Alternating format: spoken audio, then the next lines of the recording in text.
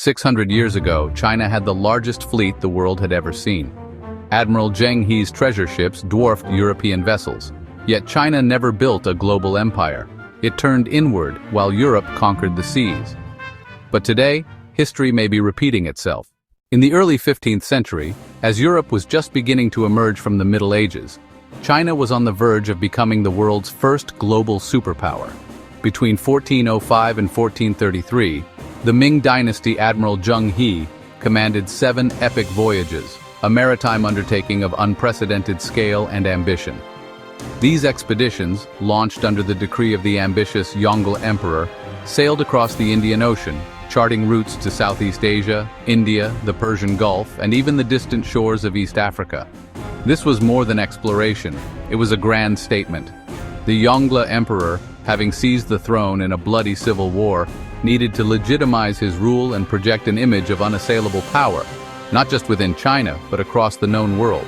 He chose a man uniquely suited for the task, Zheng He, a towering, loyal court eunuch and a skilled military commander from a Muslim family, whose own father had made the pilgrimage to Mecca.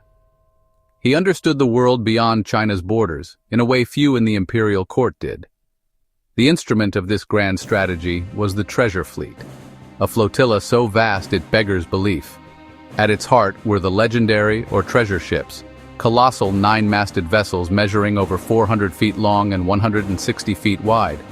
To put that in perspective, they were 5 times the size of the ships Christopher Columbus would use to cross the Atlantic decades later. A single treasure ship could have carried Columbus's entire fleet on its deck. Each expedition involved hundreds of these vessels, from the giant treasure ships to smaller support craft for carrying water, supplies, and horses. On board was a crew of nearly 28,000 men, sailors, soldiers, doctors, astronomers, translators, and diplomats. They carried the finest products of the Ming Empire, intricate silks, delicate porcelain, and complex lacquerware, not merely for trade, but as magnificent gifts to demonstrate the wealth and sophistication of the Middle Kingdom. These were not voyages of conquest in the European sense. Zheng He's mission was to execute a sophisticated blend of diplomacy, trade, and military intimidation. His ships carried soldiers, but their primary purpose was to project prestige and enforce a world order with China at its center. Upon arriving in a foreign port, Zheng He would invite the local ruler to acknowledge the supremacy of the Yongle Emperor and offer tribute. In return, they received lavish gifts and protection from the Ming fleet. This tributary system was a powerful tool of soft power, expanding China's political influence without the need for permanent colonies or occupation. But this was power backed by a steel edge. When diplomacy failed, the fleet acted decisively. In Ceylon, they captured a hostile king who threatened their mission. In Sumatra, they intervened in a succession struggle, installing a friendly ruler. They hunted down and eliminated the region's most notorious pirate, Chen Zuyi, securing the vital Strait of Malacca for international trade. They returned to China not with gold and silver, but with ambassadors, tribute, and exotic wonders, including ostriches, zebras, and a giraffe, which was hailed at court as a symbol of divine favor and prosperity. So why did this era of unparalleled maritime achievement come to such an abrupt end? The answer lies in a deep-seated ideological and political struggle within the imperial court. The powerful Confucian scholar bureaucrats who formed the backbone of the Chinese government viewed the voyages with deep suspicion. In their worldview, China was the self-sufficient center of the universe, the Middle Kingdom. They believed there was nothing of value to be gained from the outer barbarians. Furthermore, Confucian philosophy disdained commerce and merchants, placing them at the bottom of the social hierarchy.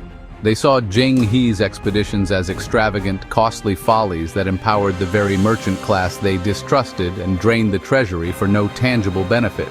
They prized agricultural stability and internal harmony above all else, and the outward-looking expansionist policy of the Yongle Emperor was a direct challenge to their conservative ideals. This internal opposition found a powerful external justification: the ever-present threat from the north. The Mongols, though driven out a century earlier, remained a persistent danger along the vast northern frontier. Defending against nomadic raids was a constant, expensive reality. This created a fundamental strategic debate. Should China's resources be directed outward, to the sea, or inward, to the land? Should the empire build ships or build walls? After the Yongle Emperor's death in 1424, the debate was decisively won by the land-based faction. His successors lacked his global vision and were far more susceptible to the influence of the Confucian court. Funding for the fleet was slashed.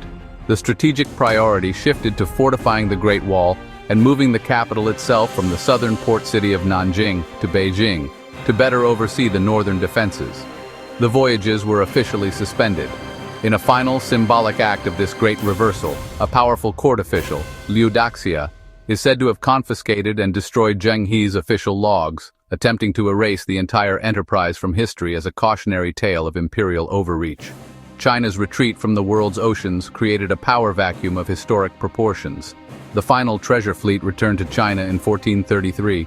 Just 55 years later, Portuguese explorer Bartolomeu Dias rounded the Cape of Good Hope. A decade after that, Vasco da Gama reached India, sailing into the very ports the Chinese had so recently dominated. Europe, with its smaller ships but insatiable appetite for conquest and commerce, took its chance. The sea lanes that China had pacified and charted were now open, and a new, more aggressive maritime power arrived to claim them. The age of European colonialism began, and for the next 500 years, the West would write the rules of global power. China's grand maritime experiment became a forgotten chapter, a tantalizing glimpse of an empire that never was. For centuries, that story was set. Now, a modern voyage is underway, with different tools but a strikingly similar scale. Fast forward to today, and the echoes of Zheng He's Grand Fleet have been reborn in a project of even greater ambition, the Belt and Road Initiative. Announced by President Xi Jinping in 2013, it stands as the largest and most expansive infrastructure drive in all of human history. This isn't just about building, it's about re-engineering the very arteries of the global economy. The vision is twofold: a Silk Road economic belt, reviving ancient caravan routes with a network of modern highways, oil and gas pipelines, and high-speed railways across the Eurasian landmass, and a 21st-century maritime Silk Road, a chain of sea lanes and ports connecting China's coast to Africa, the Mediterranean, and beyond. The scale is staggering, with estimates of total investment potentially reaching into the trillions of dollars, dwarfing the post-World War II Marshall Plan. It's a grand strategy to place China at the center of a new, interconnected world. The physical manifestations of this strategy are monumental. High-speed rail projects, like the line connecting Kunming in southern China to the Laotian capital of Vientiane, are turning landlocked nations into land-linked hubs, slashing travel and freight times from days to mere hours. Economic corridors, like the ambitious China-Pakistan Economic Corridor, are being paved through some of the world's most challenging terrains, promising to unlock new avenues for trade. And at the heart of the maritime route are the ports. China has financed, constructed, or now operates terminals in over 90 ports around the globe. These are not just docks for cargo, they are strategic footholds, new nodes on a global infrastructure network designed to ensure the smooth, secure, and rapid flow of goods and resources back to the mainland. Consider the port of Hambantota in Sri Lanka. Built with billions in Chinese loans, it was envisioned as a bustling transshipment hub, but when Sri Lanka struggled to service the debt, the solution was a controversial debt-for-equity swap. In 2017, the port and 15,000 acres of surrounding land were handed over to a Chinese state-owned company on a 99-year lease. This case has become a flashpoint in a global debate, with critics coining the term debt trap diplomacy, arguing that China is leveraging debt to gain strategic assets. Beijing refutes this, framing it as a necessary commercial arrangement to make the project viable. Whatever the interpretation, the result is the same. China now controls a strategic port located just a few nautical miles from the world's busiest shipping lanes. Then there is Gwadar in Pakistan, the crown jewel of the China-Pakistan Economic Corridor. Once a small fishing village, it's being transformed into a deep-water megaport. Its location is of immense strategic value, sitting near the Strait of Hormuz, the choke point through which nearly a third of the world's seaborne oil passes. For China, Gwadar offers a long-sought-after prize, a direct gateway to the Arabian Sea, bypassing the 12,000-kilometer journey ships currently take through the congested and strategically vulnerable Strait of Malacca. It's a critical link in China's quest for energy security and a powerful projection of its economic influence into the Middle East and the Indian Ocean. And the BRI's reach extends deep into Europe. In Greece, the port of Piraeus was struggling in the wake of the financial crisis. Then came China's state-owned shipping giant, COSCO. Through a majority stake acquisition, COSCO invested heavily, modernizing and expanding the port's capacity. The results have been dramatic. Piraeus has been transformed from a regional port into one of the busiest container hubs in the Mediterranean, a primary gateway for Chinese goods to enter the European market. It's a commercial success story that demonstrates the BRI's power to create efficient, China-centric supply chains right on the doorstep of the European Union. Alongside this economic expansion comes a growing military footprint. In 2017, China officially opened its first-ever overseas naval base in Djibouti. The location is no accident. Situated on the Horn of Africa, it overlooks the Bab el-Mandeb Strait, a critical choke point for ships heading to and from the Suez Canal. Officially, the base supports China's anti-piracy, peacekeeping, and humanitarian missions in the region. But its strategic implication is undeniable. It provides the People's Liberation Army Navy with a permanent logistics and support hub, enabling it to sustain long-range deployments and protect the vital sea lanes upon which its economy depends. It is a clear signal of China's ambition to become a true blue-water naval power with global reach. The BRI is not just built with concrete and steel. It's also paved with soft power and finance. Cultural diplomacy is advanced through a global network of Confucius institutes, which promote Chinese language and culture but have also drawn criticism for limiting academic freedom and promoting state-approved narratives.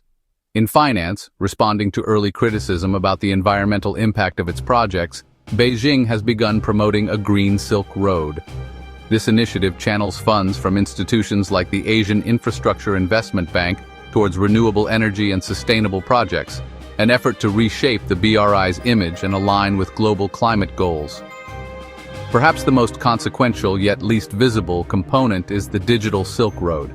This is the battleground for 21st century dominance. It involves Chinese companies laying a vast network of undersea and terrestrial fiber-optic cables that carry the world's data. It's about tech giants like Huawei building the 5G mobile networks that will form the backbone of future economies, a move that has sparked intense security concerns from the West over potential espionage. And it's about exporting AI-powered surveillance systems and smart city platforms, which offer efficiency but also raise profound questions about privacy and state control. The Digital Silk Road is a concerted effort to shape the technical standards and control the digital infrastructure of the future. All of this is powered by an economic behemoth. China is roughly an $18 trillion economy by nominal GDP and, crucially, the world's largest trading nation. Its factories are the final stop on countless global supply chains, and its ports handle more cargo than any other country on Earth. Trade flows are measured in the trillions. Since 2013, this economic might has been leveraged to engage over 150 countries and 30 international organizations through the BRI. The lending and contracts, often awarded to Chinese state-owned enterprises, not only build infrastructure abroad but also create new markets for Chinese goods and secure vital resources, reshaping local economies in the process. This time, the voyage is not ceremonial. It is a comprehensive and strategic endeavor, weaving together economics, finance, technology, and military power into a single, cohesive, grand strategy. It is China's bold declaration that it is no longer just a participant in the global system, but a power actively shaping a new one in its own image. Harvard and Cambridge scholars call the Belt and Road a form of geo-economic statecraft, expansion through loans and contracts, not cannons. U.S. think tanks warn about debt traps and hidden leverage, where loans become leverage. Chinese scholars and some leaders call it a post-colonial alternative, infrastructure for development, not domination. Reality looks like all of these views at once: tools, opportunity, and risk combined. Experts agree, the Belt and Road changes influence quietly, through debt, contracts, soft power, and connectivity. The 21st century is often called the Chinese century, but this isn't a simple replay of the American one. After World War II, the United States stood alone, its industry untouched. It used its economic might to rebuild the world via the Marshall Plan and its institutional power to establish the global financial order at Bretton Woods. America wrote the rules. China, in contrast, has risen within the very system America built, leveraging globalization to become the world's factory. Now, it's no longer content to just play by those rules. It seeks to amend them, create parallel structures, and offer a different path. This is what defines its status as a near-peer rival, a power with the capacity to challenge U.S. dominance not through direct confrontation, but by reshaping the global landscape from within. It's a competition for influence, for setting standards, and for defining the future. This ambition is backed by formidable hard power. China's military budget, second only to the U.S., fuels a breathtaking modernization. The PLA Navy, once a coastal force, is now the world's largest by ship count, launching advanced carriers and destroyers at a historic pace. The Air Force deploys stealth fighters, while the rocket force fields hypersonic missiles that challenge existing defenses. Yet, China's global military footprint is minimal compared to America's vast network of bases. It has just one official overseas base in Djibouti. This isn't weakness, but a different strategy focused on securing economic lifelines and establishing regional primacy. It's about creating a formidable anti-access/area denial capability, a defensive bubble designed to make it prohibitively costly for any rival to operate near its shores. Made in China no longer just means cheap goods, it means cutting-edge innovation. In artificial intelligence, China is a powerhouse, leveraging vast datasets. In telecommunications, companies like Huawei have become global leaders in 5G, building the foundational infrastructure for the next generation of the internet. The country that builds the network often sets the rules. And in space, China's Beidou satellite system now offers a global alternative to America's GPS, granting Beijing critical autonomy. This technological expansion is the heart of the digital Silk Road. By financing and building digital infrastructure across the globe, China is not just exporting technology, it's exporting its standards and systems, creating a web of dependencies that binds nations to its technological sphere. This expansion extends to global governance. For decades, Western-led institutions like the World Bank and IMF have set the terms for global development. China is now building a parallel architecture. Through groupings like BRICS, it's creating a platform to amplify the voice of the Global South. More concretely, it has established new financial institutions like the Asian Infrastructure Investment Bank. The AIIB offers developing nations billions in loans for infrastructure, often with fewer strings attached than its Western counterparts. This is smart statecraft, winning allies and creating markets. Within the United Nations, China has transformed from a passive member to an assertive leader, using its growing clout to shape international norms on everything from internet governance to human rights, promoting its vision of state sovereignty. This brings us back to Zheng He. His voyages were a display of power, not conquest. They projected influence, not occupation. Today, China's Belt and Road Initiative echoes this script. The treasure ships of the 21st century are container vessels and streams of data. The tribute comes as trade deals and political alignment. This is how power is embedded without firing a shot. When a nation's port is built by a Chinese company, its energy flows through a Chinese pipeline, and its digital life runs on Chinese networks. Its sovereignty becomes intertwined with Beijing's interests. Critics call it debt trap diplomacy. Supporters call it a win-win partnership. So we are left with the defining question of our era. Is this the empire that never was? A great power content to reclaim its historical position? Or is it a new kind of empire, one that came so quietly on fiber optic cables and shipping lanes that we've only just begun to notice its shape? The answer will define the world we inherit. If you found this deep dive valuable, help us continue the conversation. Like this video, subscribe for more, and tell us your perspective in the comments below.